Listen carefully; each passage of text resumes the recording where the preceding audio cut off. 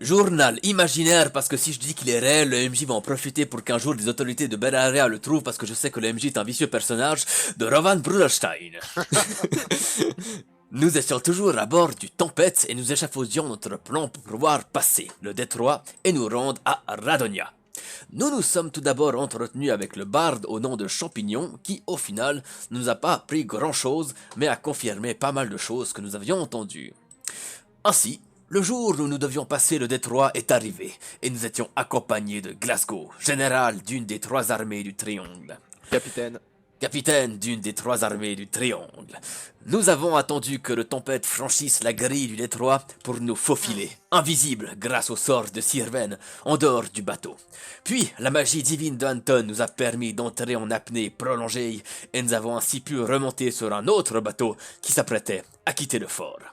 Une fois accroché à sa structure, la rouquine est montée à bord et a tenté de nous faire passer pour des agents du Segreto qui avaient capturé un nain recherché par Lord d'Emeraude.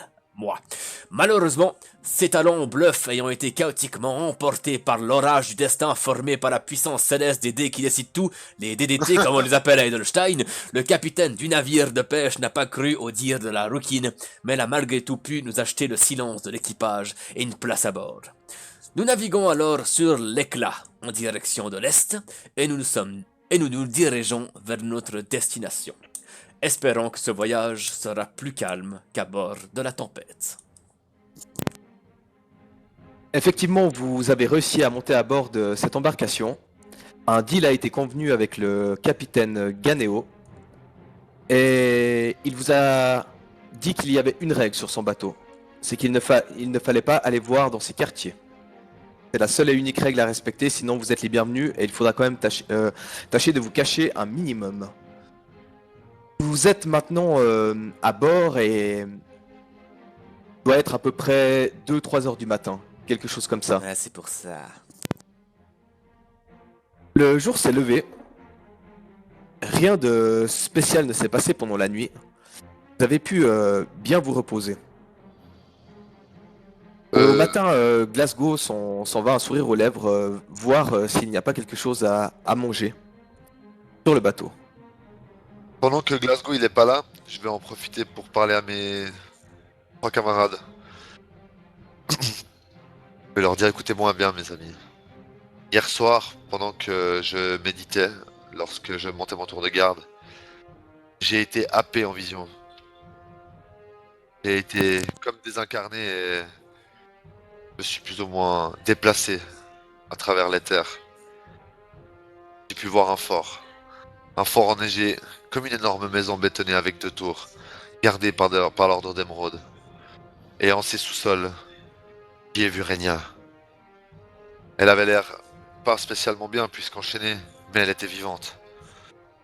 Avec elle, un homme aux cheveux noirs, ou bruns, je ne sais plus, aux cheveux sombres en tout cas. Et ils avaient l'air de partager un lien entre eux. Le même lien que nous partageons entre nous.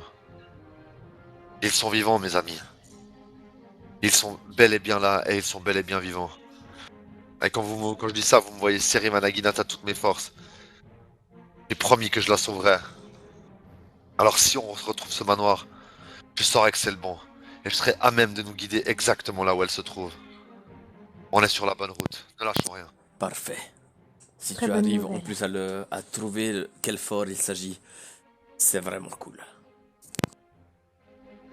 Il a... Vous me voyez faire un espèce de sourire, mais inquiet. Et je ne peux m'empêcher, au moment où j'ai fini ces quelques phrases, de me retourner vers les montagnes enneigées et de lâcher un tout petit, très discrètement. Attends-moi, j'arrive.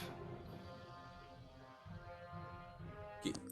Alors, on va tenter de résumer les histoires au plus simple. Ce continent, ce gouvernement, tout ça en chuchotant bien sûr, les 9 masques, tout ça, c'est du mensonge. Tout ça, ça cache une vérité bien plus odieuse. Un plan qui a mis 1000 ans à se mettre en place. Et qui donc arrivera à son terme d'ici 2 ans. Un plan qui a pour but, très probablement, de ramener une ancienne divinité mauvaise sur ce plan. Asmodeus. Déjà, est-ce que ça te parle jusque-là? Ouais, ça me parle, c'est comme l'autre dévot qu'il y avait sur notre bateau. Oui, exactement. D'ailleurs, c'est la raison pour laquelle on se dit un petit prêtre d'Asmodeus en moins, ça fait jamais du mal. Et résume-moi, je ne connais pas ce qui est, qu'est-ce que c'est? Alors, on n'a pas non plus énormément d'informations et c'est surtout des... Comment dire... le résultat de nos analyses et de ce qu'on a affronté jusqu'à ce jour. A priori, Asmodeus aurait besoin de 1000 ans de tourments, de souffrances et de doutes pour revenir, en très très bref. Et ces 9 masques seraient probablement Asmodeus et ses 8 archidiables. Ok. Ouais. Ok. Ensuite, il y a encore des forces qui rentrent en compte qu'on ne connaît pas vraiment. A priori, tout ça doit être lié avec une ancienne civilisation nommée... euh, les... Les Azuréens. Voilà. Ah, et puis les séraphes aussi. Est-ce que jusque-là, ça te dit quelque chose ou pas du tout? J'ai entendu certains contes qui parlaient de Séraph, et je sais qu'il y a certains vestiges qui sont anciens et que les gens aiment bien associer ces deux théories ensemble. Comme le temple de la dame, dans la forêt mouillée. J'en ai vaguement entendu parler. Je sais qu'on en a un dans la région de Quartza, il me semble. Quel est son nom? Et il est exactement au début de la forêt de cristal. Jamais allé. J'ignore quel est son nom, mais je sais qu'il y a un vestige des séraphes là-bas. Ok, c'est intéressant. A priori, ces séraphes maîtrisaient une magie étrange qu'ils nommaient magie des étoiles. Et ceci serait a priori lié avec des armes. Des armes qui peuvent être utilisées par certaines personnes que l'on nomme réceptacles. Ok. Ces armes peuvent traverser les âges et prendre différentes formes. Comme la hache que je t'ai montrée l'autre jour. Vous auriez donc de ces réceptacles? A priori. Et un lien nous unit. Et pour une raison que j'ignore, il y a 9 réceptacles. Il y a toujours 9 réceptacles qui existent. Et... voilà, quel est le lien exactement avec les 9 masques? C'est un peu plus étrange, mais en tout cas, s'il y a quelque chose que nous sommes persuadés, c'est que nous sommes leurs opposés, d'une certaine manière. Cette magie des étoiles pourrait certainement nous permettre de tuer certaines entités qui sont absolument invulnérables pour le commun des mortels, en fait. As-tu entendu parler du voyageur? Ou une entité qui existerait et observerait? Tu m'as déjà posé la question, Revan, et je t'ai dit que je ne connaissais pas ce genre d'histoire. Désolé, je l'ai posé à tellement de monde que je me rappelle plus. Mais cette entité semble liée à Asmodeus d'une manière ou d'une autre. Je ne sais pas si c'est lui qui tire toutes les ficelles, s'il est l'incarnation d'Asmodeus sur ce plan, je n'en sais rien du tout. Mais en tout cas, il est à l'un des sommets de cette pyramide malfaisante. Je pense qu'il n'est pas un avatar d'Asmodeus. Je pense que le but de ce plan millénaire est justement d'invoquer un avatar d'Asmodeus. Et je crois que pour ce faire, la puissance des 9 archidiables est nécessaire.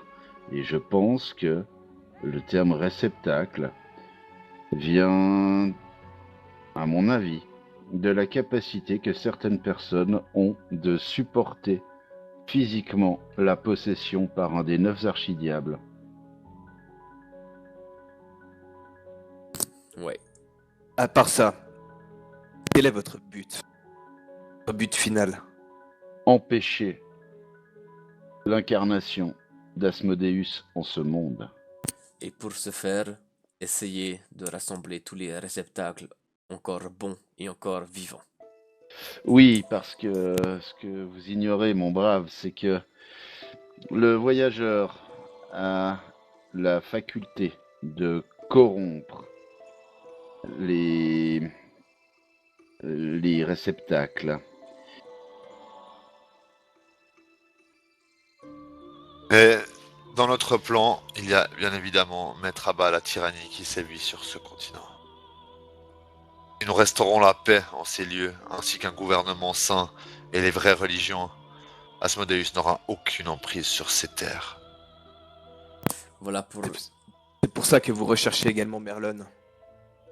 Il Exactement. en sait beaucoup plus que nous. C'est d'ailleurs, avant même que nous ne soyons au courant de la moitié de ce que nous t'avons dit, il en savait déjà bien plus sur nous. Il était parti à la recherche des réceptacles. Je connais Merlon, je l'ai rencontré une fois avec un elfe de la forêt de cristal qui se nomme Yenron. Un des 9 fils du roi, Lorelas. Oui. Oui, tout à fait. Vous remarquez une fois de plus un schéma récurrent, le 9, partout le 9. C'est vrai, Je pense que c'est le chiffre sacré d'Asmodeus. il est fort possible. Donc si je résume bien, vous voulez dire que nous, Bellariens, sommes dans l'erreur depuis plus de 1000 ans. C'est Tout ça. à fait. Exactement. Vous ne vénérez pas 9 dieux, vous vénérez 9 archidiables. Oh, mais si vous avez raison, ça fait de nous vraiment des ignorants. Non, Non, ça des fait des victimes. gens. Oui, des gens qui ont été trompés. Alors, ignorant, oui, certes, mais ce n'est pas votre faute. Lorsqu'un culte a été inculqué pendant 1000 années à des personnes, et ce par la force et l'esclavage, à quel point ces gens peuvent-ils être ignorants? Ils sont soumis, c'est tout. Surtout qu'ils ont bien pris garde de mettre ça dans un joli emballage. De toute façon, même si l'emballage ne les aurait pas plu, j'ai bien l'impression qu'ils ne vous auraient pas laissé le choix. Ils usent de violence, de fourberie. Ce n'est pas un culte, ce n'est pas un vrai culte. Il faut que vous sachiez qui vous combattez si nous sommes amenés à lutter ensemble. Et Asmodeus n'est autre que le dieu de la tyrannie, de l'esclavagisme, de l'orgueil et des contrats. Et tout sur ce continent semble graviter autour de ces, je mets entre guillemets, vertus cardinales. En effet, les esclavagistes bureaucrates sont légion. Et ce sont la plupart du temps ce genre de personnes qui sont les dévots d'Asmodeus. L'autorité religieuse de ce pays serait secrètement vouée au culte d'Asmodeus. Très certainement.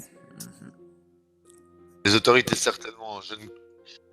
Je ne veux pas remettre tout le monde en cause. Il y a certainement des gens qui pensent être de bons pieux et d'être dans une foi véritable. On a Sinon- rencontré plusieurs, notamment à Pescator. Je me rappelle, il y avait le prêtre qui... Ceux-ci sont des gens trompés. Ils n'y peuvent rien. Asmodeus fait. est fort. Fort et Prêtre, fort. prêtre de Pescator et qui du reste a embrassé la vraie foi Oui. et a renié les 9. Béni soit-il. Je sais que Erastil était majoritaire sur ces terres pendant de nombreux siècles, voire des millénaires. Et que il y a encore des humains, des hommes, des elfes, des nains, et d'autres qui le prient ici secrètement. Ça, je l'avais déjà appris. C'est un bon type, lui, il faut bien le prier. Let's go. Je sais pas si vous comprenez dans quoi vous mettez les pieds. C'est un chemin qui ne peut mener que vers des batailles, et peut-être la mort pour certains d'entre nous. Je ne souhaite absolument pas vous imposer quoi que ce soit, et je sais que vous-même combattez pour libérer ce continent. Mais maintenant que vous connaissez les forces qui sont à l'œuvre et les choses vers lesquelles nous nous dressons, êtes-vous prêts à verser votre sang avec nous? Car pour notre part, vous l'êtes, nous verserons notre sang pour vous aussi. Là, vous voyez qu'il il ferme les yeux un moment, et rouvre, serre le poing. Avant de sceller ne serait-ce qu'un pacte, il faut quand même que je vous parle de moi.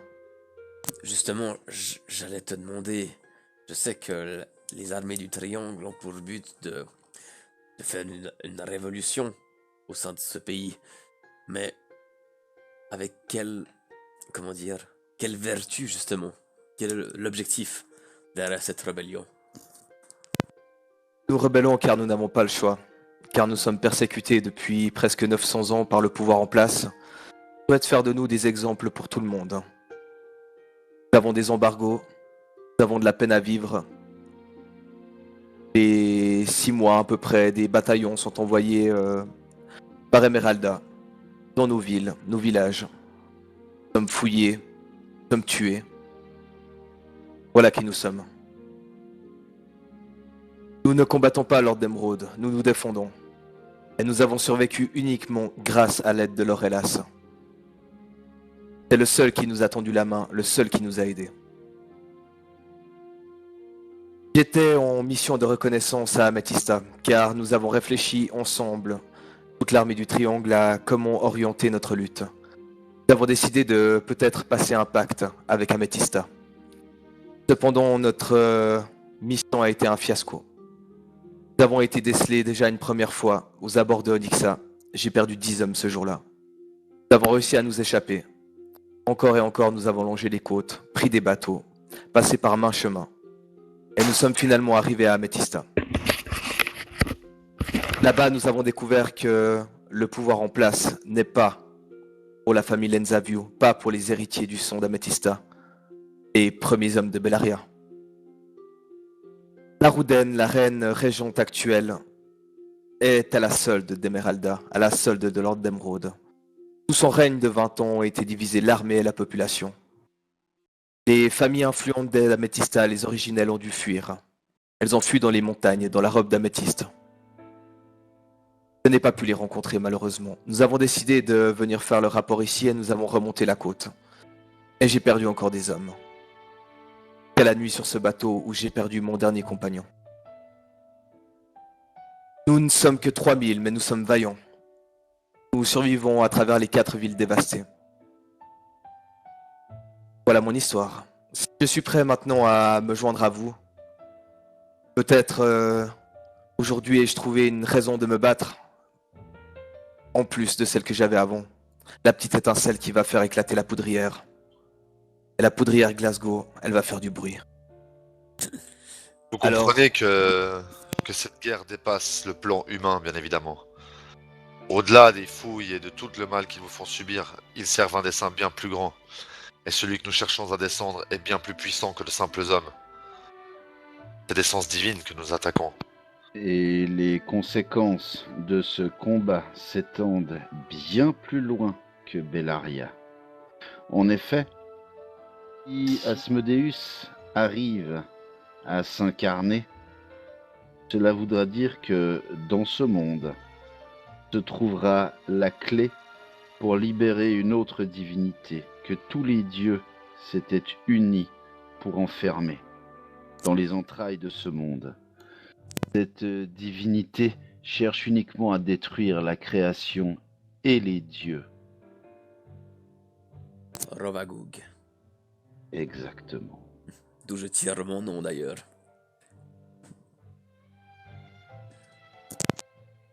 Je vais vous accompagner le temps du chemin jusqu'à que je puisse rentrer chez moi. J'ai bien envie de vous aider à délivrer vos camarades. Je vais vous filer un coup de main.